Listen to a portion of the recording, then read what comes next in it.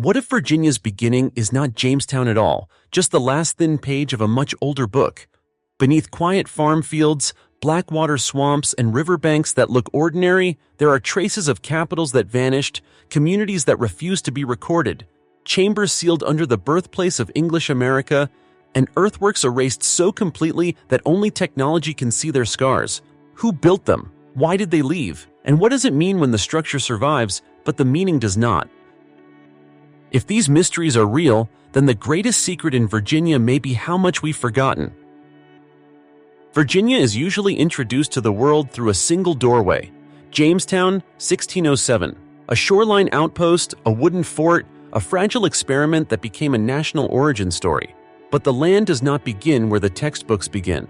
Under fields that look empty, under riverbanks that appear ordinary, and inside wetlands that still resist mapping, Virginia holds a deeper record, older than colonization, older than the first written descriptions, and in several places, older than the assumptions modern archaeology once treated as fixed.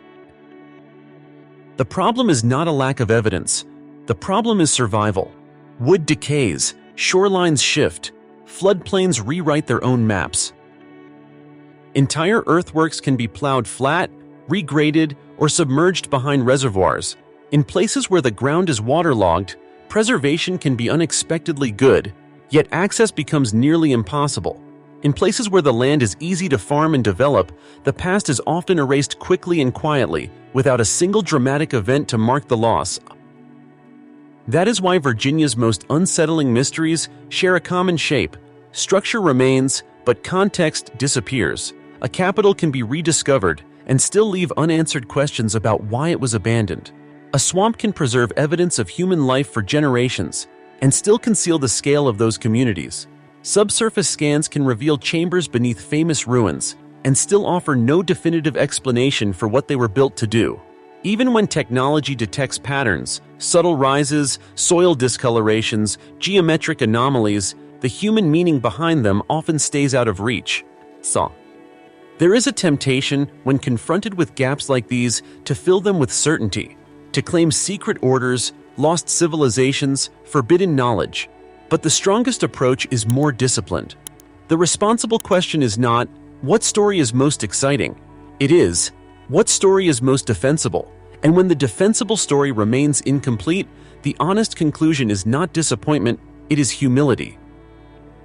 Because the deeper truth may be this: Virginia's ancient record is not a straight line. It is a set of returns and departures, sacred boundaries drawn and later forgotten, refuges built and then hidden, landscapes shaped and then erased. The mysteries that follow do not demand belief, they demand attention. 10 sites, 10 puzzles, and 1 recurring warning. The past does not vanish only because it was weak. Sometimes it vanishes because the land and the living moved on before anyone could preserve the meaning. And that raises the first question. If Virginia's oldest power once had a capital, where did it go, and what survived when its story did not? 1. Werowocomoco, the forgotten Powhatan capital. Long before European ships entered Virginia's rivers, a political world already existed, organized, networked, and capable of sustaining authority across dozens of communities. Werowocomoco is the name most often associated with the heart of that world, a place remembered as a seat of Powhatan power and rediscovered as something older than many expected. On the surface today, the landscape can look deceptively calm, fields, tree lines, water moving in slow rhythm. But below that quiet ground, archaeology has identified the outlines of a large settlement, wide enough to suggest a true center rather than a seasonal camp, planned enough to imply coordination, and layered enough to show that this place mattered across centuries, not years. What makes the site especially compelling is the way it appears structured by meaning. Evidence points to separate functional zones, areas for daily life and areas reserved for ritual. There are traces consistent with defensive construction, palisade-style boundaries, yet the most striking boundary may not have been military at all. Soil features interpreted as a sacred boundary suggest a deliberate division between the ordinary and the ceremonial, as if the settlement itself was designed to control movement between worlds, the human and the spiritual. Then there is the material problem: trade. Copper objects have been associated with the site, yet copper does not naturally occur in convenient supply in the immediate region. That single fact, when treated seriously, implies distance. Exchange networks extending far beyond the local waterways, connecting communities across large portions of eastern North America.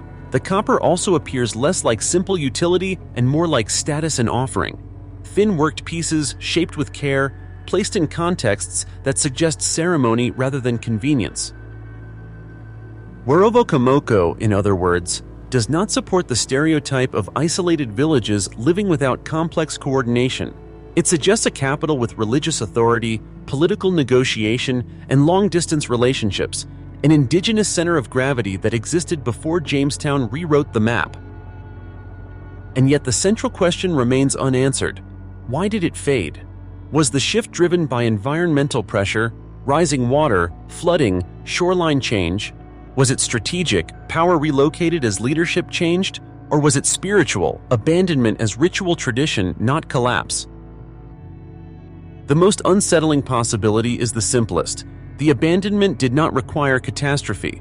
It required only time, movement, and a loss of continuity. A capital can vanish when its people survive, if the meaning that made it a capital is no longer carried forward. But if a center this important could be forgotten, then the next mystery becomes inevitable. What else did Virginia build, only to let it disappear into the places no one wanted to enter? 2. Great Dismal Swamp, the refuge that kept its secrets. If Werowocomoco represents organized power in the open landscape, the Great Dismal Swamp represents the opposite choice: withdrawal, not collapse, not disappearance, but deliberate retreat into a place the outside world could not control. Stretching across southeastern Virginia into northeastern North Carolina, the swamp has long resisted human domination. Dark water, unstable ground, dense vegetation, insects, and fog made it nearly impassable to early explorers. Colonists called it dismal because it could not be conquered in the usual ways. But for those who understood it, the swamp was not a wasteland. It was protection.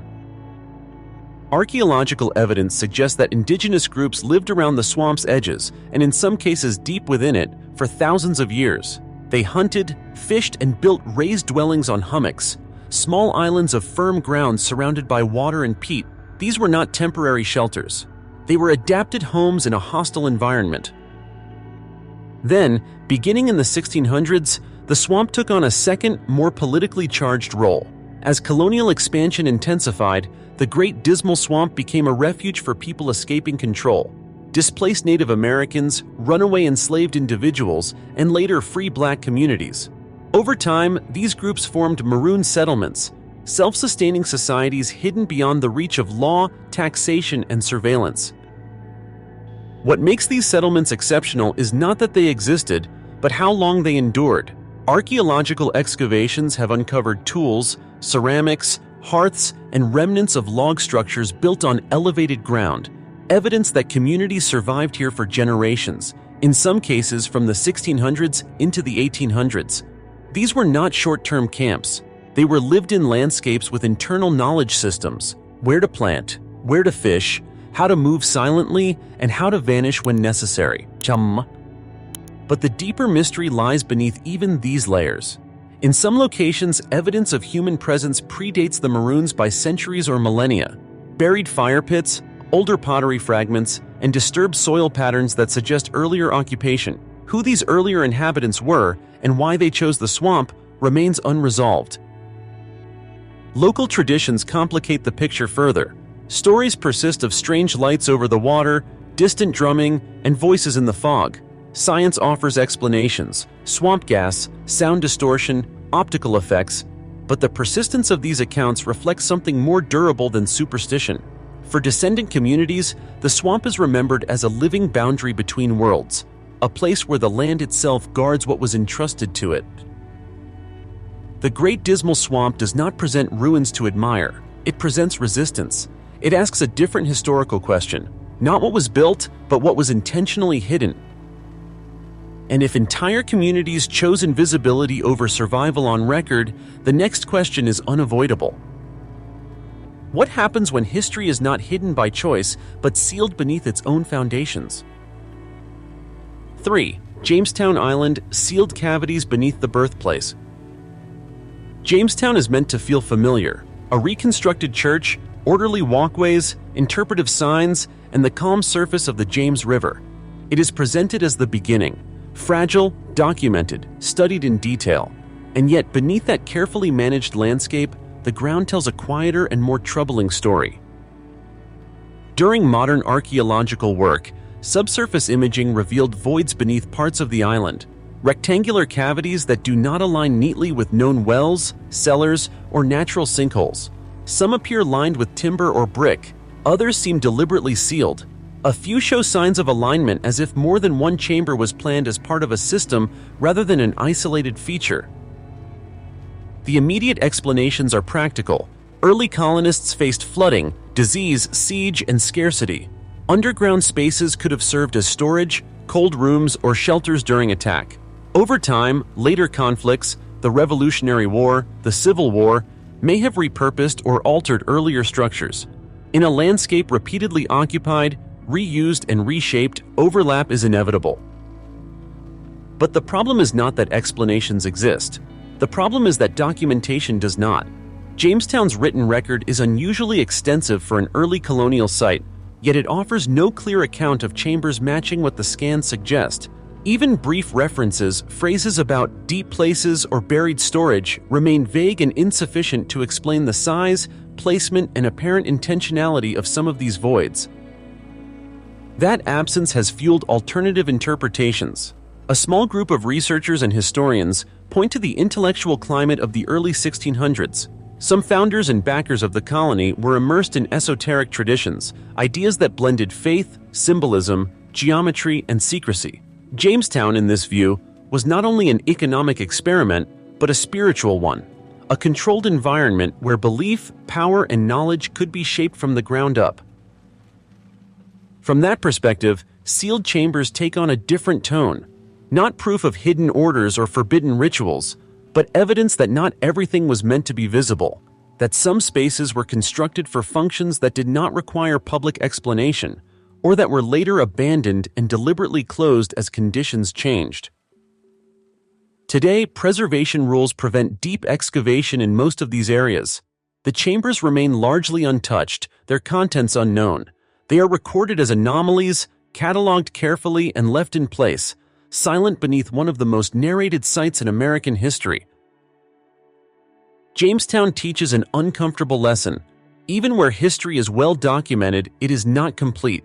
Some structures survive without interpretation. Some decisions leave no clear paper trail.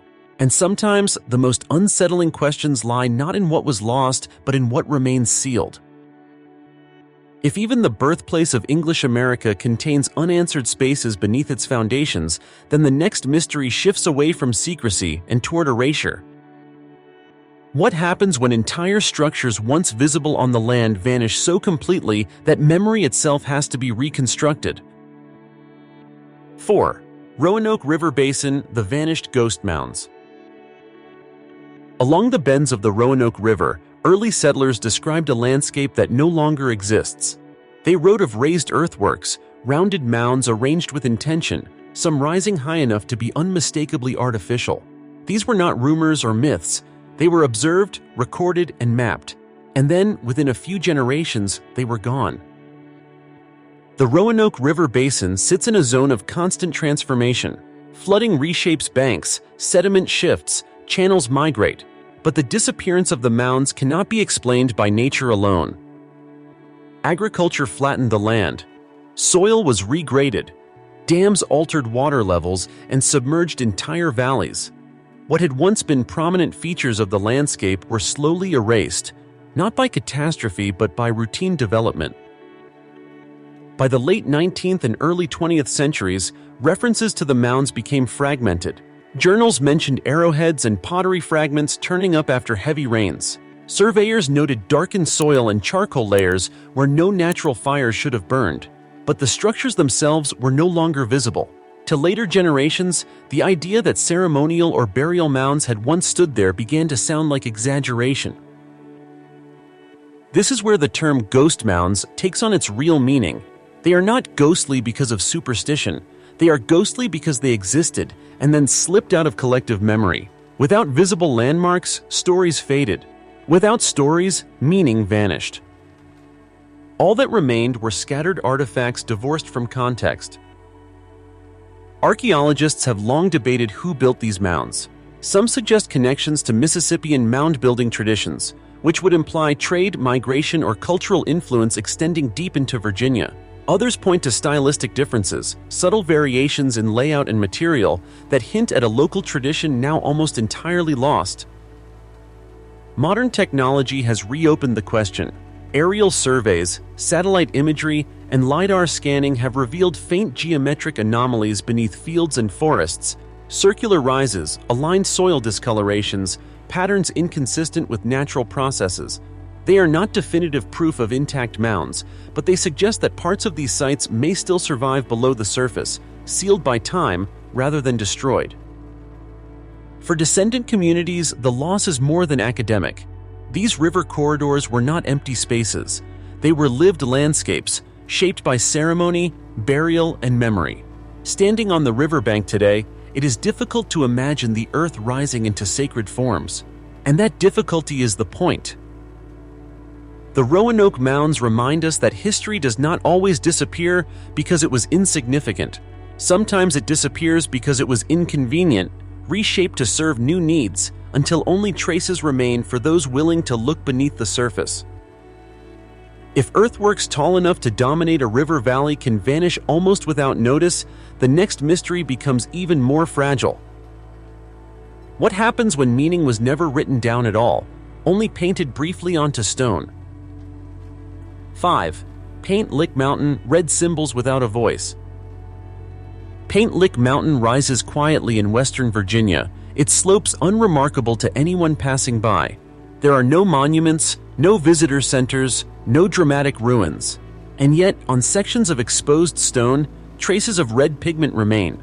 Faint, weathered, and difficult to interpret, these pictographs are among the rarest forms of ancient expression in the state. Virginia has very few confirmed rock art sites. That scarcity alone makes Paint Lick Mountain unusual. But rarity is not the real mystery. The deeper problem is silence. No written record explains who created these images. No oral tradition survives that can clearly translate their meaning. Even their age is uncertain, constrained only by broad ranges based on pigment composition and environmental exposure. The figures themselves resist simple description. They include abstract shapes, lines, and forms that may represent people or animals, but without repetition or context, certainty is impossible. Unlike later symbolic systems, these images do not come with an instruction manual. They were never meant to last this long. Rock art was likely part of a living tradition, understood by those who shared the culture, not preserved for distant observers. That makes Paint Lick Mountain a lesson in how meaning decays faster than material. The pigment survives, the rock endures, but the language of interpretation is gone. What was once communication has become pattern. What was once ritual has become speculation. Archaeologists approach sites like this with caution. It is easy to project modern ideas onto ancient marks, astronomy, shamanism, territorial markers. Some of those interpretations may be partially correct, others may be completely wrong. The evidence does not allow firm conclusions, and responsible scholarship accepts that limitation. What can be said is this: the decision to mark stone was deliberate. These images were placed where they would be seen by those who knew where to look. They were not random decoration, they carried significance within a system that no longer exists. Paint Lick Mountain confronts us with an uncomfortable truth. Even when physical traces survive, history can still be unreadable. Preservation does not guarantee understanding, and without cultural continuity, symbols lose their power to explain themselves. If a tradition once strong enough to leave marks on stone can be reduced to a handful of fading lines, then the next question is inevitable. What happens when that kind of expression is reduced even further? When only one or two sites remain to represent an entire lost tradition? 6. Little Mountain Pictographs, a tradition reduced to a trace. Little Mountain does not announce itself as a sacred place. Like Paint Lick Mountain, it sits quietly within the Virginia landscape, offering no obvious sign that it once carried symbolic weight, yet it represents something even more fragile, one of only 2 known pictograph sites in the entire state. That fact alone raises an unsettling question. Did Virginia truly produce so little rock art, or did almost all of it vanish before it could be recorded? The pictographs at Little Mountain are faint and minimal. Red pigment appears in simple forms, marks that resist confident interpretation. There are no elaborate scenes, no clear narratives, and that absence is precisely what makes the site so important. It suggests that what survives here is not the full expression of a tradition, but a residual fragment, the last visible edge of something that once existed more broadly. Rock art is rarely created in isolation. It usually belongs to a network of practices: storytelling, ritual, seasonal movement, teaching, and memory. For such expression to appear only twice in a region as large and culturally complex as Virginia implies one of 2 possibilities. Either the tradition was extremely limited, or it was systematically erased. Environmental factors offer part of the answer. Pigment fades, stone weathers, entire cliff faces collapse. In forested regions with high rainfall and biological growth, exposed rock art has a low survival rate. But natural decay does not fully explain the scale of disappearance. Human activity, quarrying, farming, construction, likely destroyed other sites before they were recognized as meaningful. What remains at Little Mountain, then, is not a representative sample. It is a survivor. And survivors distort history by their very nature. They give the illusion of rarity where abundance may once have existed. Archaeologists cannot reliably date the images. They cannot identify the group that made them. They cannot say whether the site was used briefly or returned to over generations. All they can say is that someone chose this place, applied pigment with intention, and expected the meaning to be understood by others who shared their world. That world is gone. Little Mountain underscores a pattern that runs through every mystery in Virginia's deep past. The land preserves selectively. It keeps fragments, not explanations, and those fragments can mislead as easily as they inform. If even symbolic traditions can be reduced to 2 fading sites, the next mystery pushes the problem further back in time, toward the moment when people may have arrived earlier than history is comfortable admitting. 7. Cactus Hill, the pre-Clovis question.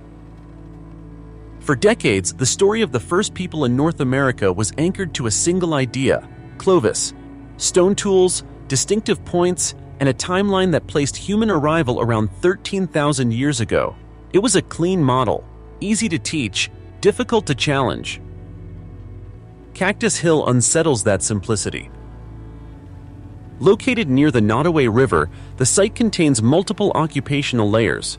The upper levels align comfortably with what archaeologists expect: artifacts consistent with later, well-documented traditions. But below them lies a deeper layer that refuses to fit. Stone tools appear in sediments that may predate Clovis, separated by what looks like a natural boundary rather than disturbance from later activity. If that separation is genuine, the implication is profound. People were present in Virginia earlier than the model allows. The controversy is not about excitement, it is about integrity. Critics argue that sediment can shift, that artifacts can migrate downward through soil over time, creating the illusion of greater age. Supporters counter that the stratigraphy at Cactus Hill shows signs of stability, not mixing. The debate has persisted precisely because neither side can dismiss the other outright. What makes Cactus Hill especially difficult to resolve is that the tools themselves are understated. They are not dramatic points designed to announce a new culture. They are simple, efficient stone implements, objects that could belong almost anywhere, at almost any time. That ambiguity is both a weakness and a strength. It prevents easy storytelling, but it also resists exaggeration. If these tools are truly pre-Clovis, they do not rewrite history through spectacle. They do it quietly by existing. And that is why the site remains unsettled. Accepting an earlier human presence forces uncomfortable revisions. Migration routes must be reconsidered. Adaptation strategies must be reimagined. and long-held assumptions must be loosened, not replaced with certainty, but with questions. Cactus Hill does not prove a new timeline on its own, but it refuses to be dismissed. It occupies an intellectual fault line where evidence is sufficient to disturb confidence, but insufficient to close debate. That tension is the essence of real archaeology. And if Cactus Hill raises the possibility of early arrival, the next site pushes that possibility even further, into a landscape shaped not just by people, but by megafauna, minerals, and deep time itself. 8. Saltville SV2, human traces around 14,000 years ago? If Cactus Hill unsettles the timeline, Saltville threatens to stretch it to a breaking point. Saltville sits in a landscape defined by salt, an ancient mineral draw that shaped animal movement for tens of thousands of years. Long before humans left written memory, megafauna gathered here. Mastodons, giant ground sloths, ancient bison. Where animals congregate, opportunity follows, and where opportunity repeats across millennia, traces accumulate. At the site known as SV2, archaeologists have identified deposits that may date to roughly 14,000 years ago. Within these layers are animal bones bearing marks that suggest butchery, alongside stone tools and modified fragments that appear inconsistent with natural breakage alone. If interpreted conservatively, the site implies human activity well before the traditional Clovis horizon. But Saltville is not a simple case study. The ground here has been churned by natural processes, flooding, trampling, sediment movement over immense spans of time. Salt-rich environments attract animals repeatedly, compressing evidence from different periods into complex deposits. This makes interpretation difficult and caution unavoidable. Skeptics argue that marks on bone can be produced by pressure, carnivores, or environmental stress. Supporters counter that the pattern, context, and association with tools strengthen the case for human involvement. As with Cactus Hill, the disagreement is not ideological, it is methodological. How much ambiguity is acceptable before a claim becomes untenable? What gives Saltville its weight is not certainty, but convergence. Multiple lines of evidence point in the same direction. Repeated human presence at a place of ecological importance earlier than most models comfortably allow. Even if every mark cannot be proven human-made beyond doubt, the site resists dismissal as coincidence. Saltville forces archaeology to confront a deeper issue. Early human presence in North America may not announce itself with dramatic artifacts or clear-cut layers. It may appear instead as subtle interference, small changes to bones, stone, and landscape that only become visible when viewed collectively. If that is the case, then much of the earliest human story may still be invisible, not because it never happened, but because we have been trained to look for the wrong signals. And if humans were capable of leaving such faint traces in deep time, the next mystery raises an entirely different challenge. What happens when the traces are obvious, but their authorship is not? 9. Western Virginia stone structures, walls without a clear author. Scattered across parts of Western Virginia are stone constructions that do not fit comfortably into any single category. Low walls running along ridgelines, carefully stacked stones forming enclosures, linear alignments that follow no obvious agricultural boundary. They are visible, tangible, and difficult to ignore, yet their origin remains uncertain. At first glance, the simplest explanation seems sufficient. During the colonial and early American periods, settlers cleared land by piling stones into walls. Fields were divided. Livestock was managed. Labor was practical, not symbolic. Many stone features across the eastern United States can be confidently attributed to this process. But not all of them. Some of the structures in Western Virginia appear in locations that challenge that narrative, on steep slopes unsuitable for farming, in forested areas far from historic homesteads, or arranged in patterns that do not match known property lines. In a few cases, walls overlap or cut through older soil layers in ways that suggest multiple phases of construction. This ambiguity creates a problem. Once a stone structure is labeled historic, investigation often stops. The assumption becomes self-reinforcing. Yet archaeology depends on context, not convenience. and in places where documentation is thin, assumptions can harden into barriers. A small number of researchers have raised cautious questions. Could some of these stone features predate European settlement? Could they represent boundary markers, ritual enclosures, or travel routes tied to earlier indigenous use of the landscape? The evidence does not allow strong claims, but it also does not allow easy dismissal. What makes this mystery particularly frustrating is its visibility. Unlike buried mounds or sealed chambers, these walls are not hidden. They are walked past, photographed, and occasionally dismantled, often without record. If any portion of them is pre-contact, that history may be disappearing in plain sight. At the same time, the risk of over-interpretation is real. Not every unusual wall is ancient. Not every alignment is intentional. Responsible analysis requires restraint.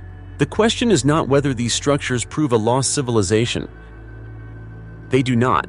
The question is whether some of them may represent uses of stone that fall outside the written record. Western Virginia's stone structures occupy an uncomfortable middle ground, too ordinary to attract sustained attention, too anomalous to be fully explained.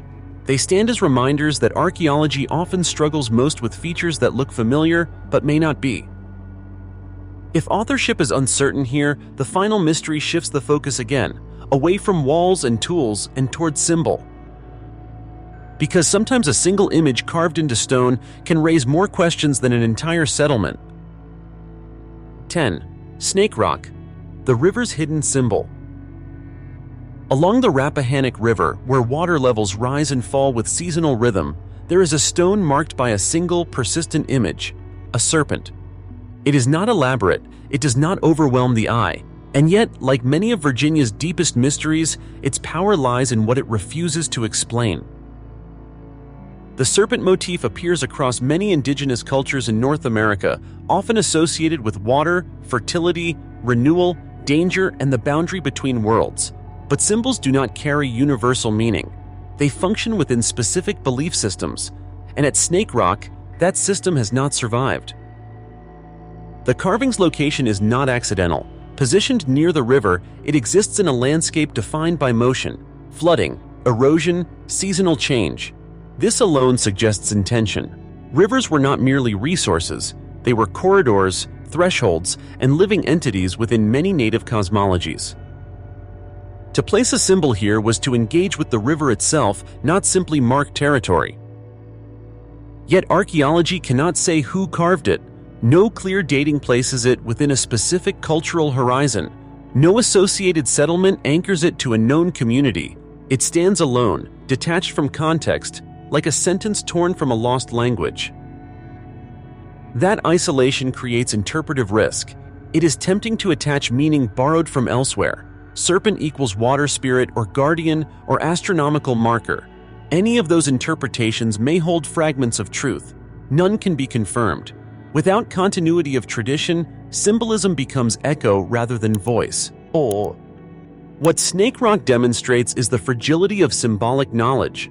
Tools can be compared, structures can be measured, bones can be dated. Symbols require understanding, and understanding requires memory.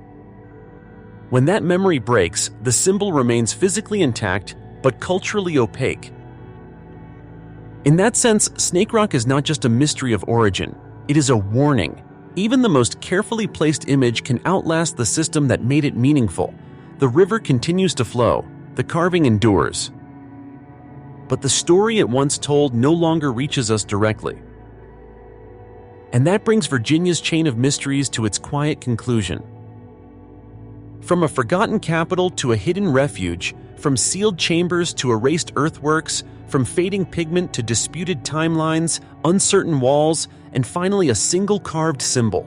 The pattern is consistent. What survives is not what mattered most. What mattered most was carried by people. When people moved, adapted, or were forced away, meaning moved with them, the land kept fragments, not explanations. Virginia does not conceal its past behind myth or spectacle. It conceals it through absence, through gaps that cannot be filled without humility. Some mysteries remain unsolved not because we lack technology, but because the past was never meant to speak forever. when the land remains but the meaning does not. Taken individually, none of these 10 mysteries overturn history. They do not prove lost super-civilizations, forbidden technologies, or hidden empires that ruled Virginia before contact. That is not their significance. Their power lies elsewhere. Together, these sites reveal a consistent pattern across Virginia's ancient landscape. Human intention survives longer than human explanation. Capitals can be rediscovered without their political logic. Refugees can be identified without knowing how many lives they protected. Chambers can be mapped without understanding why they were sealed. Earthworks can be detected long after memory of their builders has faded. Symbols can endure while the language that once gave them meaning disappears entirely. This does not weaken archaeology, it defines it.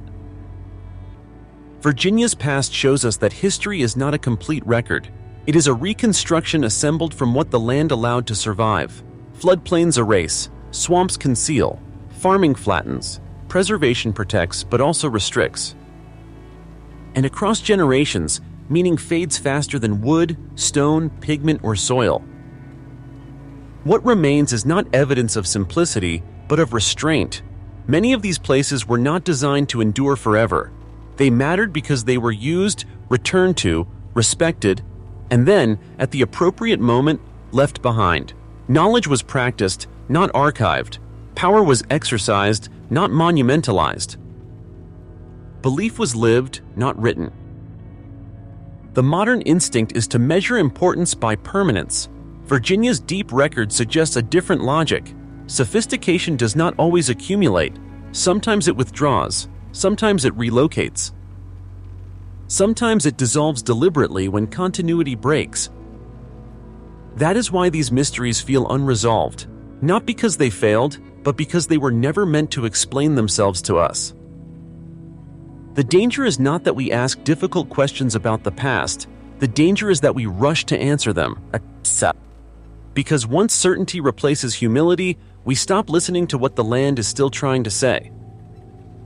And in Virginia, the land remembers more than it reveals.